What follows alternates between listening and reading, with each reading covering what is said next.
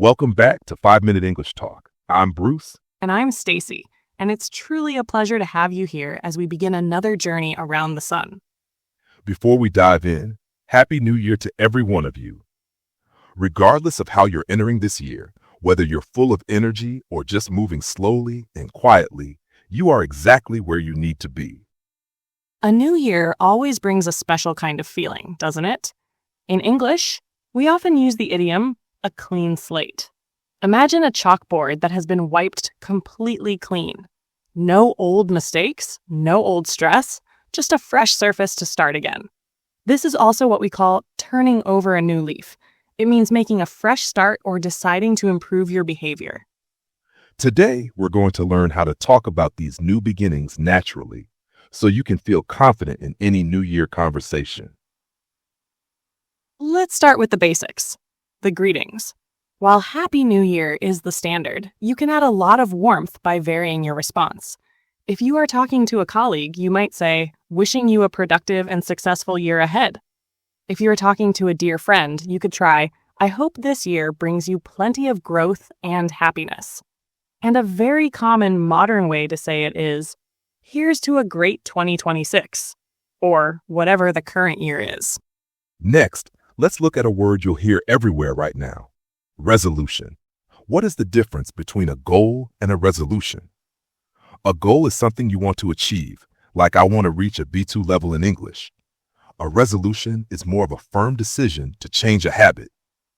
It's a promise to yourself. When people ask, do you have any resolutions? They are really asking if you are changing your lifestyle. To sound natural, you don't need to use big academic words. Native speakers often use phrases like, I'm working on. Example, I'm working on my fitness this year. I'm looking to. Example, I'm looking to spend less time on my phone. I'm trying to. I'm trying to be more consistent with my English practice. There is a phrase I love, consistency beats intensity.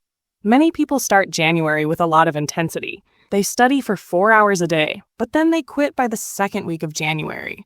Did you know the second Friday of January is often called Quitter's Day? It's the day most people give up on their goals. To avoid that, we focus on small wins.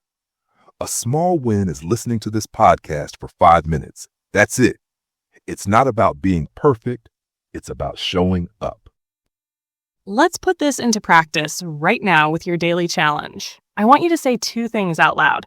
A wish for someone else. I wish you health and happiness this year. A small goal for yourself. I am going to practice English for 5 minutes every day. If you can, write these down in a small wins journal. At the end of each day, just write one thing you did well. It could be, today I learned the word consistency. That is a win. As we wrap up, remember, you don't need to change your entire life in 1 month. Progress is a slow, beautiful chain made of many tiny links. Be kind to yourself, celebrate your small victories, and remember that simply being here and listening is already progress. Thank you for being part of our community. We are so excited to grow with you this year. Make sure to follow the show so you don't miss our next talk. Happy New Year once again. And as always, keep talking naturally.